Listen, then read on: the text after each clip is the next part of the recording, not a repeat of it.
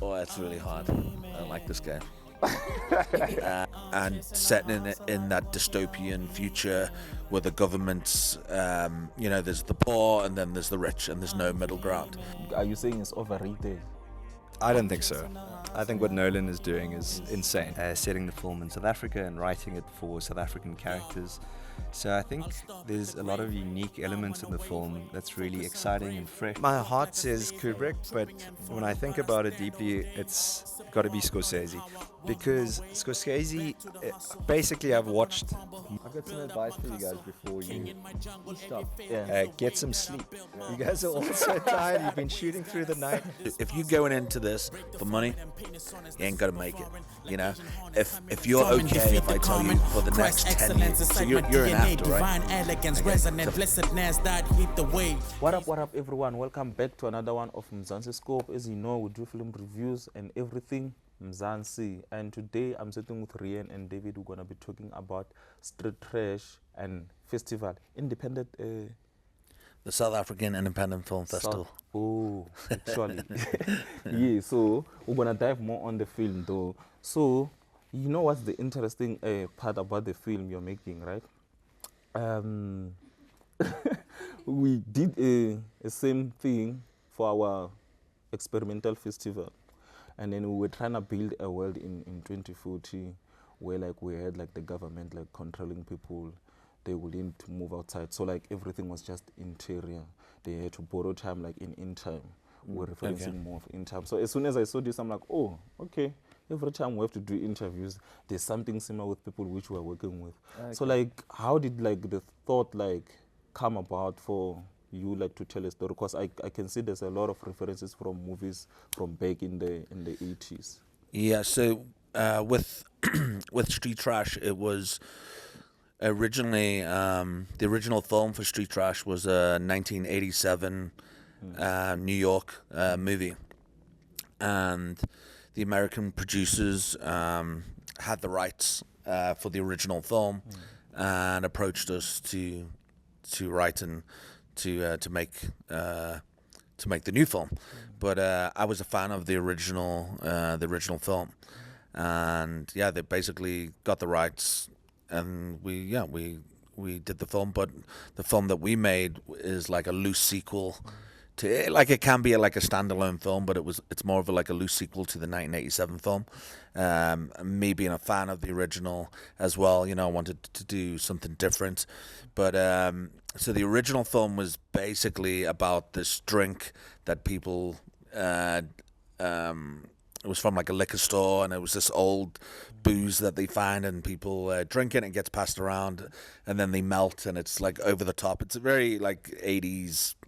Over the top B-movie sort of vibe, and with our film, I really wanted to show and have a lot of depth within the film, whether it's story or characters, and I think there's a lot of those like B-movie films where it's like the prosthetics is really cool, but then the acting is shit, or it's vice versa and all those things. So you know, when me and David wanted to do this film, we really wanted to have that like solid story, solid characters that you want to go on this journey with and that you enjoy, and setting it in that dystopian future where the government's, there's the poor and then there's the rich and there's no middle ground. And the government, the rich, is basically trying to get rid of the homeless. And it's not that far off today what's going on in the world today and how society is. And I mean, people aren't melting, but it's there's a lot of relevance and depth within the story.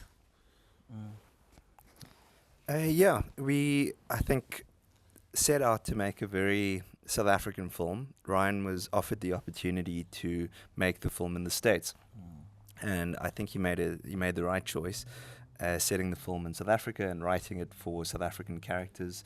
So I think there's a lot of unique elements in the film that's really exciting and fresh. Have you seen some of the film or the trailer? No, we haven't watched. But like for the festival we're coming, wanna watch everything. Okay. Yeah. So yeah, it's basically quite a new film. There's no other films that we can compare it to. When we've tried to sell it, the last film that they can compare it to is District 9, which is in 2009, 16 years ago. And so the thing about it is it's just a really fresh idea. It's quite new. People come to the cinemas, they're not sure, but when they come out, they tend to really love the film because it's so exciting and daring, and it's so different to anything that you've seen. So it's been such a great cinema experience to have everybody together, kind of shouting at the screen, laughing together, getting grossed out. You know, it's really a cinema experience, and that's what we're very excited to create. So like, what's different in this world which we have created, like 2050?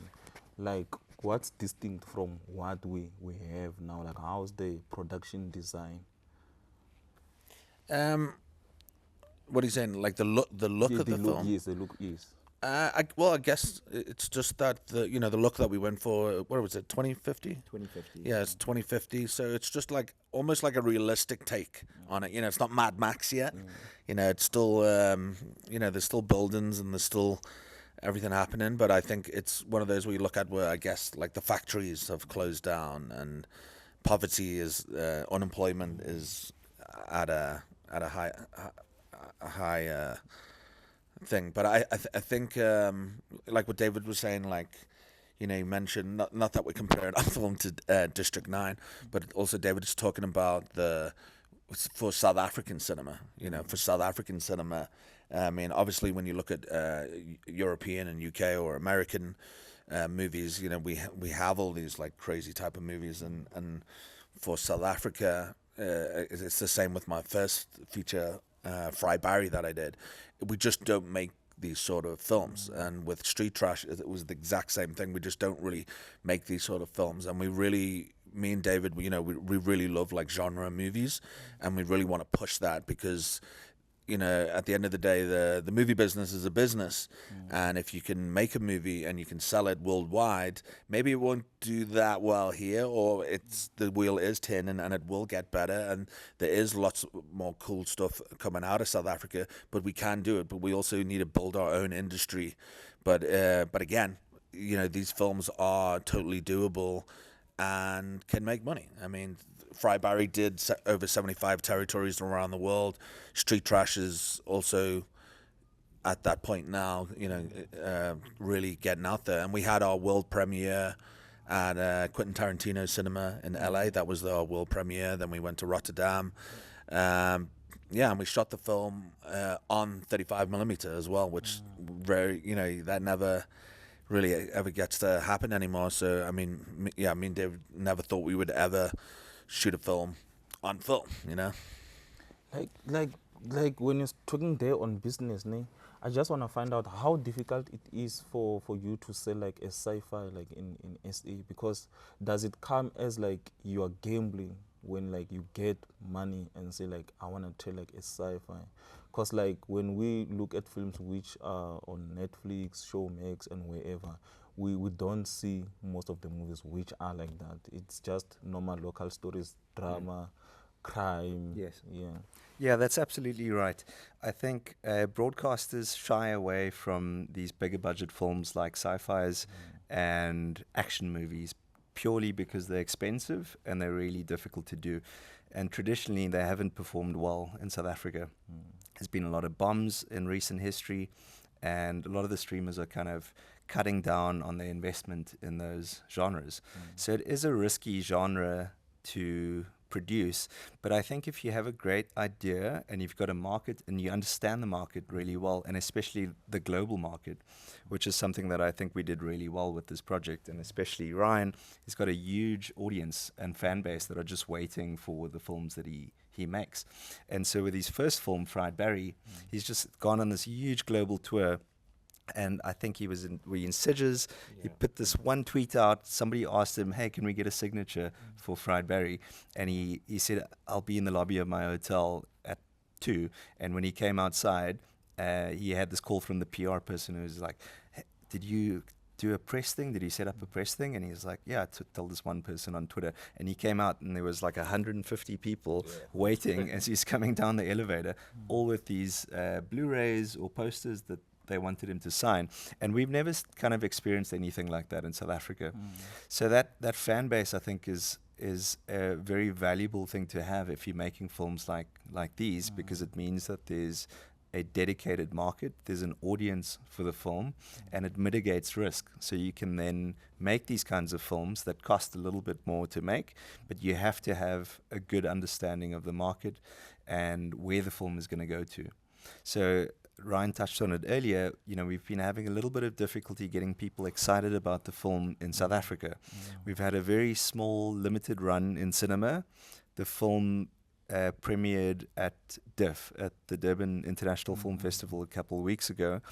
And we also hosted a week-long run at the Labia, and it's still playing here at the Bioscope. Right now we're at the Bioscope at 44 Stanley in Joburg. And so they played a run of it here at the end of August, and there'll be another run connected to Halloween to the end of October. So what we've experienced is that people, they're not used to South Africans making these kinds of films, and so that is something that we're trying to change, and especially with our film festival, the South African Independent Film Festival, which runs in Cape Town and Joburg between the 5th and the 7th of December. The entire goal of that festival is to celebrate more movies like street trash, and not just street trash, but any kind of genre movies.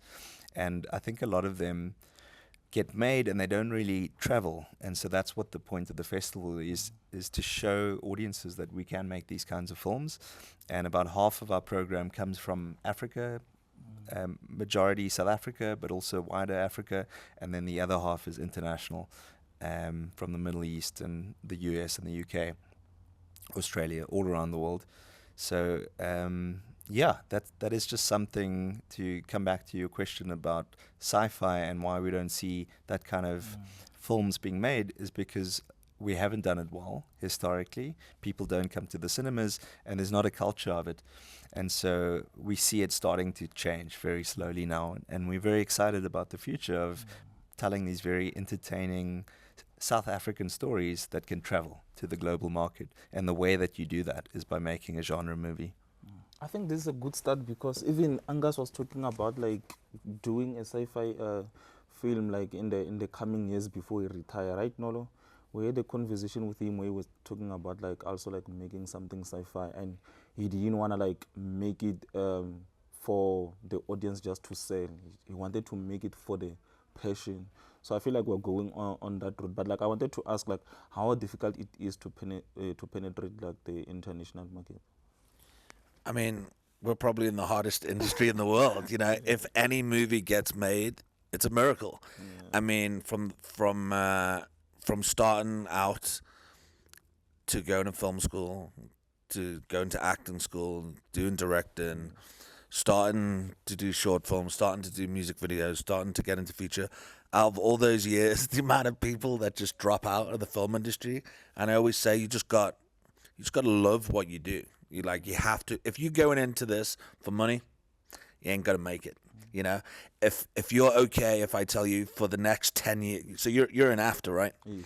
Okay, so if I tell you for the next 10 years, you're not gonna make any fucking money for 10 years, are you gonna be okay with that? So you don't have to answer that. So, but the thing is, but sometimes it does happen. Sometimes it happens earlier. Sometimes it takes longer. But with any film that gets made, it's hard.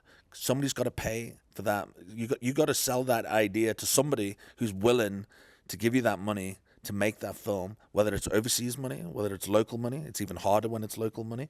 But if it was so easy to make a film, we would all be making movies. We would be making movies all the time. So it is hard and it is challenging, and then you have to make that investor's money back. Yeah, and that's the other thing. And if you don't, then you ain't never going to probably make another movie again after that, So I made my first movie completely independently. And it was 28 days over a year and a half. But I did it. It took a hell of a long time to do it, but it paid off. I knew my audience. I knew that the young kid of Ryan Kruger would love this type of movie, and I know that there's an audience out there, especially overseas. So yeah, so it's to answer the question, it's very hard that any movie ever gets made, and I guess You just got to keep shooting, keep making things, having content, pitch for stuff, and just push it out there. And then the other cool thing that is just going a little bit off. It's just a little. Somebody's just walked in. So the other really cool thing is with the South African Independent Film Festival, SA Indie Fest, that is in December at the Bioscope at the Labia as well. Is we're doing a pitching section. Because with the festival, it's all about bringing filmmakers together and trying to make movies and trying to pair up people, whether they're looking for a production designer or a DOP or a director or actors. And we're actually doing a pitching section where we're going to we're opening a section so people can pitch for a movie for I think it's a 5 or 10 minute movie, and then if you win, then we'll select like 10 people to pitch after we've read all the concepts, and then if you win, you get to make that film, and it has to be a genre movie. And again, it's pushing the local genre scene. I don't know if you want to say more about that. Yeah, we're excited about the pitching competition, because it's something that we wish that we had, and it's something that we're seeing happening internationally. And we don't think that there's really a space for genre in South Africa. It's not widely celebrated. If you go to DIF, they're slowly kind of leaning into the Berlinale prestige market. So they do art house films, and there's been some concepts that I've gone there that I've gone through the program with. But now we're more in the genre space, and there's not really a market for it with their audience and their people. So the South African Independent Film Festival is the space for genre films, and we're trying to help people make these crazy concepts, and that's what the pitching competition is for. So over the next year, in December, we'll have those 10 shortlisted ideas presented to a live audience, and then we'll select one of them, which will executive produce and get all the money together and the services, and just help that film really shine and be a standout film from South Africa. So yeah, we're very excited about it. Nolo, I'm producing one. But do you guys have any interest in South African production? So last when we were watching movies, so we used to go around watching movies in all festivals. We always come to realize that on festivals we found real films. We got to love the making of the film. Meanwhile on TV it's just I sorry to say this, but most trash. Watched a lot of movies where I'm nah, this is not it. But when you go to the festival, you get to see creativity, passion, and everything. So will you say you have something now on TV where you're wow? Yeah, I mean, that's what's so great about the festival. Most of the films that we show are world premieres or South African premieres, so they've never been seen before in South Africa. And this year we've got a lineup of 90 selections, which we're currently releasing on our Instagram, SA Indie Film Fest. So every day we're announcing the next block. So we play these shorts together. About 81 of the films that we selected are shorts, so music videos, shorts, student films, part of the stunts category. There's a mix of documentaries, short films, but the thing that unites them is their aesthetic. So they have some kind of genre angle to them, and then we're programming 9 feature films as well. So, and all of them are fantastic. We have such a really great selection this year. For the first time, it's been huge. We've had so many people enter, submit. It's kind of grown every year, and this year is going to be our biggest so far. And it's such a great program. So I'd recommend that you come to the festival as well. We will be there, definitely. We will be there. You wanna add, Ren? You wanna add on that? No, it's all good. So yeah, but listen, if you've got an idea, you want to make a short film, we'll post that out on our social medias very soon on Instagram. So if you got an idea, pitch it to us. We want to hear it. You got an idea for a film, we want to see it, and you never know, you could be making that film next year. And then when I was checking on history, you also worked on music videos. Why the transition from that world to So for myself, I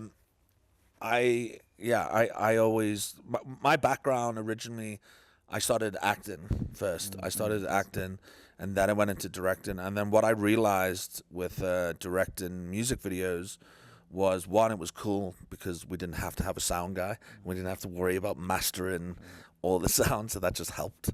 Not only that, is that I could do short films within a music video, whether it's just a narrative story or story cut into performance. So I got to be really creative, and people would see my work because there's already a built-in audience with the band. You know, the band has followers, so it's already a built-in audience. So I spent many years. I've shot over 100 music videos, and that's where I started. But it was always a stepping stone to go into to go into feature films. Hence why I was doing the short films, because sometimes you would make it like a short film, and this was years ago. Sometimes you would make a short film and you would get it on TV, and you'd be like, oh, it's okay, it's on TV, but it's on at like 4 a.m. when nobody's actually watching. So you make a short film and you have you can send it to festivals, you can put it on YouTube, you can put it on Vimeo, you can put it on Instagram and all these things. But I always thought it was great just to do short stories within music videos. As I said, the built-in audience. But the music video industry has changed dramatically. I think my generation was the last to where we actually had budgets for like music videos, and it's just completely changed. It's not the same thing. So I had to stop doing music videos because I wanted to go into feature films. And I had to stop picking up the phone. And it was the same with David. David was doing commercials. So it's like if you want to do something, you have to stop the other thing. You have to put all your eggs in one basket. Otherwise, it's just never going to happen. And the phone's going to keep ringing. They're going to keep asking you to do it. And I guess if you're gonna put your heart into something, you've got to do it all the way. I mean, I remember my dad back in the day, he was saying to me, why didn't you come and work with me? And then you can still do your acting and filmmaking on the side. And I knew if I did that, it's like 50% of my time is doing that, and 50% of my other time is trying to do the acting or the filmmaking thing, and it's just not going to work. So you have to, I think if you want to do something, you got to be all in, otherwise it's just not going to work. Yeah, and all the small things compound. If your focus is split between two different things, like Ryan was saying, I was in commercials. I directed commercials for about 10 years. And my goal, the reason that I went to film school, the reason that I got into the industry in the first place was to make movies. But it's very easy to be distracted by commercials and money. And it was cushy. There's money, that's it. Yes, there's a lot of money in commercials, and if that's what you're after, you should go into commercials. But it's at the cost of your peace, and it's not a great environment. I am not a fan of a lot of the people that work on commercials, just in terms of the type of people that they are. Generally, they seem to be a little bit more materialistic, kind of focused on what's the next thing. You go to the lorries. I don't want to bash, but I mean, everybody's like patting themselves on the back for like a toilet cleaning commercial. There's lots of nice people out there as well. There are lots of lovely commercial people that I'm still friends with, that I connect with. But just for me, I've found that I would rather be in the space with the film people, and there's a lot of overlap. So there's a lot of commercial people that are trying to move into films, but I think the secret sauce is exactly what Ryan was saying. You've got to give it your all. You've got to be 100% focused on doing this one thing. And I found as soon as I stopped splitting my focus between the two, everything just started moving. It's substance, It's substance. We do it because we love it, and this is what we've dedicated our lives to doing, is to creating films and stories that connect with people, that are representative of marginalized communities, of characters that struggle with identity, telling these important stories that inspire people and connect, as opposed to making a commercial that is just emotional blackmail to get you to buy a product. We'd rather be crafting these stories that connect with audiences, that inspire you. You watch a movie and you come out and you change your entire life, or you do something better. That is magic. And so that is why we do what we do, and you have to be fully focused on it. So like I wanted to ask you, when you're still talking about commercial like and fame, like so throughout the year, for example, now you just release like a straight trash, right? And if you are not doing straight trash, what are you doing like on the other side? And then also, how do you get to manage like the production and then also the festival side? Or the festival only happens on December, or it continues throughout the year? Yeah, I think it's I guess it's that juggling of stuff that we do. So I mean, if we're not making the movie, we're also writing. We're also developing other ideas. We're pitching. We're doing pitch decks, and yeah, it's just a constant. Like if we were getting paid for that shit all the time, we'd be rich. Yeah. so I guess it's that constant thing that we juggle a lot of stuff, but it eventually pays off. So like now, like there's the wheels starting to turn, and there's more and more projects coming up now. And at the same time, we have the festival that's in December, and so yeah, I guess it's juggle it. I think as a filmmaker, you do have to juggle a lot of stuff. Like I said, if we're either writing or we're creating new ideas or we're in post-production, and it's just I guess it's just a constant thing. Because the other thing is, once you've made a movie, then you also do a festival run, and that's when we basically travel around the world playing in all these different festivals. So I think a span of a movie it's almost like 3 years. You make the movie, you do post, then it's finished, and then you can do a festival run for a year and a half, and then after that, then it'll go to cinema, or then it'll go to online. So it's I think it's a whole thing. But again, like going back to what David was saying with, doing the commercials, and if that's what you want to do, then that's totally fine. But I think it's just that substance, and it's also the shelf life. If you look at a commercial, it's on and it's off and it's done, and it's like it will never return. So when you make a film, it's there forever. It's literally endless, and no matter what happens, it's not just living on your hard drive at home. It's out there in the world, and I think there's something special about that it just exists out there forever. And I think creativity is passion, and it's endless, and it'll always be something different, and it'll always be something new. And I think if you find that within yourself, making movies, then it just goes on. It can just carry on, and you just keep going.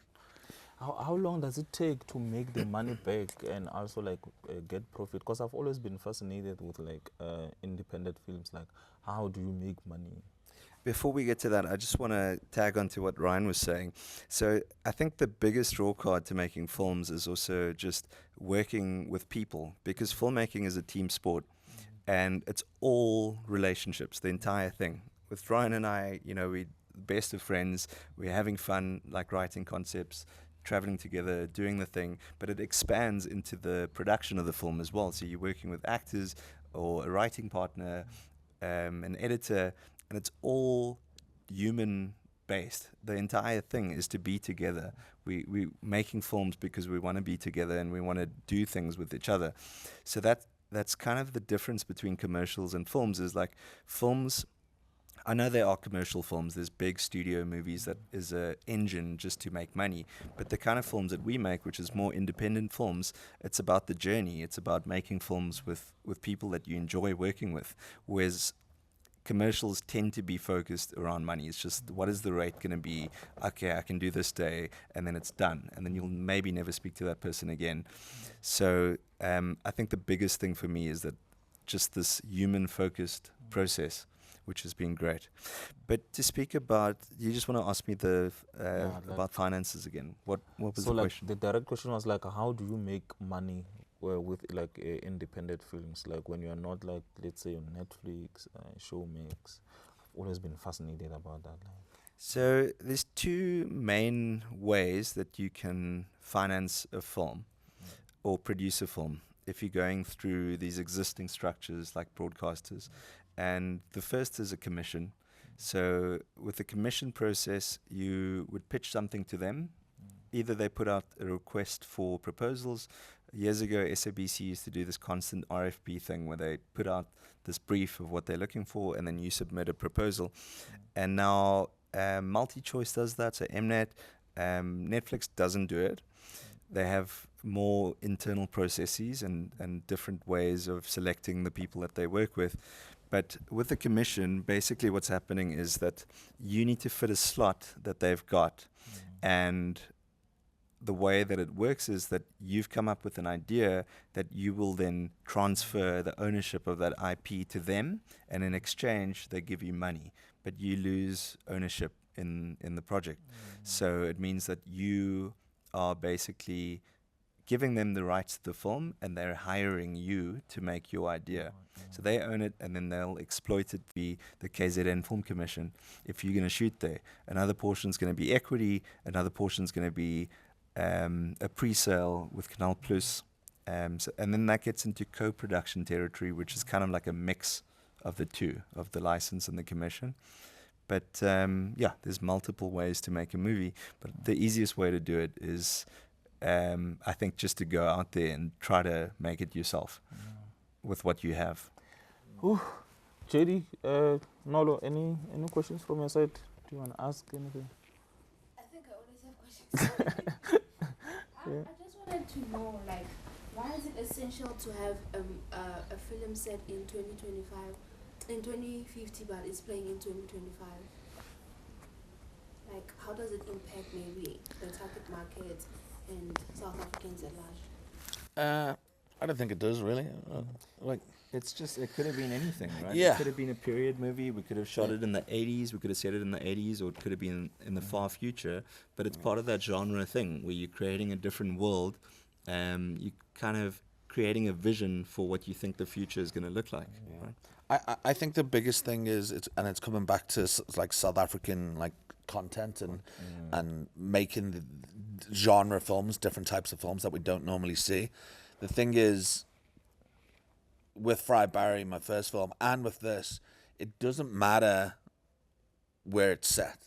It doesn't matter where it's set, but it has that international appeal, and it has that universal appeal that it will do well in America, and it will do well in the UK. And it doesn't really matter that it's cool that it's South African. It's definitely cool because it's also something different for overseas to see.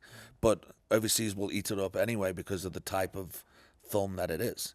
And that's why I think, there's a lot of those films that get made here that I just feel that we can get a little bit more creative and a little bit more out there. And because the bottom line is, we all watch those films anyway. We all sit and we watch Showmax or Netflix or wherever, and it's all, it's just American films or English films, and we're watching all those films. But it's like, we can also make those films. And I think that's that step that we need to take, because nearly every day, I guess you guys loving film, doing film, you're going to sit there and I guarantee you tonight you're going to probably watch an American movie. Definitely. So this is the thing. So we want people to go out there and go, oh my God, this is South African. This is amazing. Why don't we make more movies like this? Because we can, and we should. I guess also steps into the next question that I have. Do you feel like maybe as individual we represent like our countries, because like as youth now, because the market is more in American, we just wanna leave South Africa and go to that. How do you feel about that? Well, that's why we were saying before, I had the opportunity to make this film in America, but I decided that I want to do it in Cape Town. I want to do it in South Africa because I feel that we have a lot to offer, and I feel that it has a different edge to it instead of doing the same old another American movie. And I guess again at the same time, I think we just got to look at the content that we normally make. There's a lot of stuff, whether it's apartheid movies or poverty movies or we have a lot of history, and I get it, and we know that, and we constantly keep making those movies. But there's also people that sit here and they watch Marvel movies and DC movies or Star Wars or whatever. So it's just like, we can tell those different stories. It doesn't have to be just those stories. So like when you were saying before, when you watch sometimes stuff on TV and it's not what you want to watch. I love independent festival. No, exactly. And that's the thing. So it's up to us to do that. Otherwise, it's never going to change. And if we don't do that, it means we're never going to grow. So there's people like us and other people, it's not just us, that are making these different movies. But we just need to push it. And so the people that are in power, that do give money out, they can see it is bankable. It's a bankable movie. And right now, whether it doesn't make money here, it's a business and it still makes money over there. So we have to change that. We have to squash that. We have to squash that gap. Jerry, do you have a question? The question is, while making Street Crash, what was like your biggest challenge, and how did you actually deal with that concept? Because obviously it is a sci-fi, you're building a world that no one understands besides you, the director, and the team that you're working with. And you want the audience to understand that, these are the rules, this is what is happening in our world story. Whereas if it's set in 2025, everyone has an idea of, the state is like this, but we don't have an idea how the state will be in the next 5 years. But so if you're building a world like that, what is like your challenge that you face and how do you overcome that? I guess it's just more of a listen. When you make a film, and depending on where you set it, and sometimes it's just more visually pleasing on the eye than just setting it in modern day. So when you were saying, like, when you're watching stuff on TV, it's just like this guy getting out of the car. It's a normal day. We see all that stuff, and I think it's about using your imagination and just changing it up. It's like when I'm always watching like 70s or 80s films, whether it's the haircuts or the wardrobe, it just looks cooler. It just looks different. So it doesn't actually matter when the movie is set. It's just visually more pleasing, I guess. Because it could have been in 2025, you know what I mean? But it's just visually better, stylistically, to pick those locations and look for those locations to make that world. And the other thing is that you're creating a world, right? So that's the entire point, is that people go to the movies to watch this kind of movie because they want to be entertained. They want to escape their normal reality and they want to step into this world that you've created. So however you can bring your vision to life and show something different, show something that people haven't seen, I think that's always a plus. If you can create something novel, that's exciting, that's a bold vision, people will want to see it. In terms of the challenges, I would say we had a relatively smooth shoot.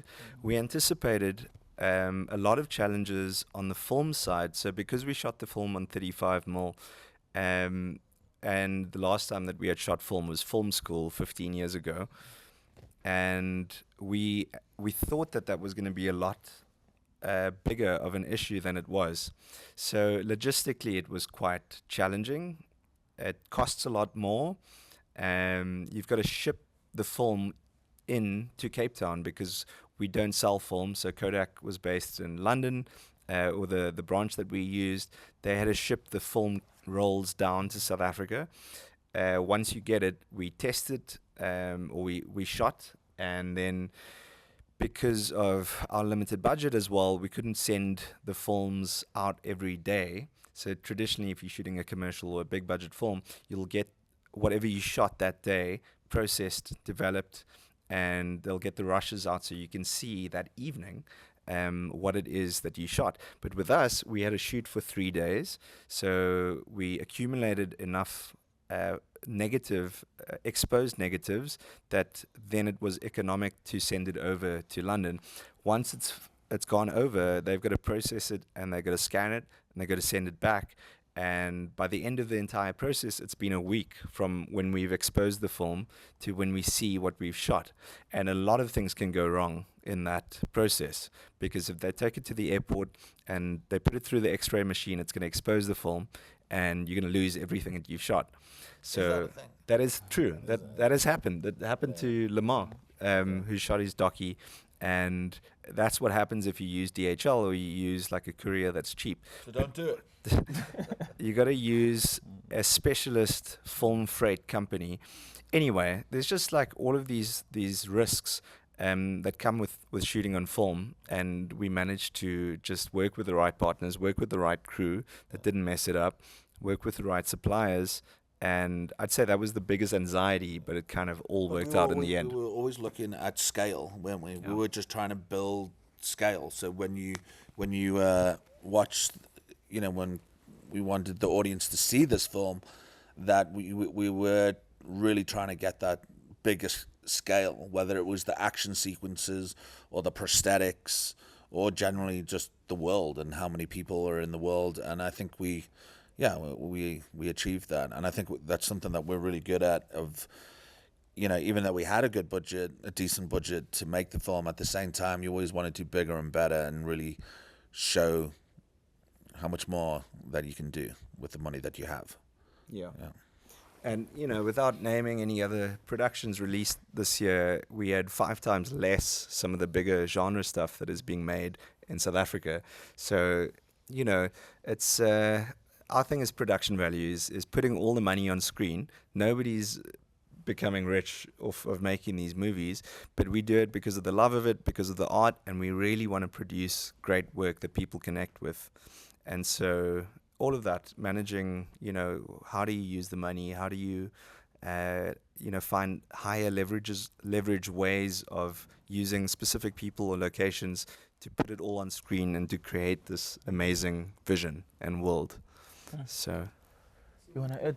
Yeah, there's obviously a growing demand, like conversation around African sci-fi and all that stuff. So, as you guys have worked in sci-fi, what does African sci-fi mean to you as the director and producer? Or do you think sci-fi is more like a niche that you go into and going the route of actually shooting film instead of emulating film?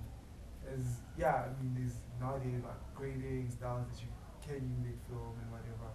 So going that long route that's more costly and stuff like that, how did that come about? Because obviously sometimes when you're in South Africa, you're like, oh, that's more expensive, let's just go the cheaper way and do that. So I think that's like things to change in mind. So Yeah, I think listen, it's way easier to shoot digital without a doubt. Also from a producer's point of view and a safety point of view, to make sure that you don't have to reshoot stuff. And then obviously when you're on set, you can see what you're getting and you know what you've got, and then you move on to the next scene. The only reason why we shot on film was purely because of one of the investors of the movie. They promote film and stuff being shot on film, so that's why we did it. There would be no other reason why we would normally listen. As a filmmaker, obviously I would want to shoot on film. It's a cool thing. Never thought I would shoot a 35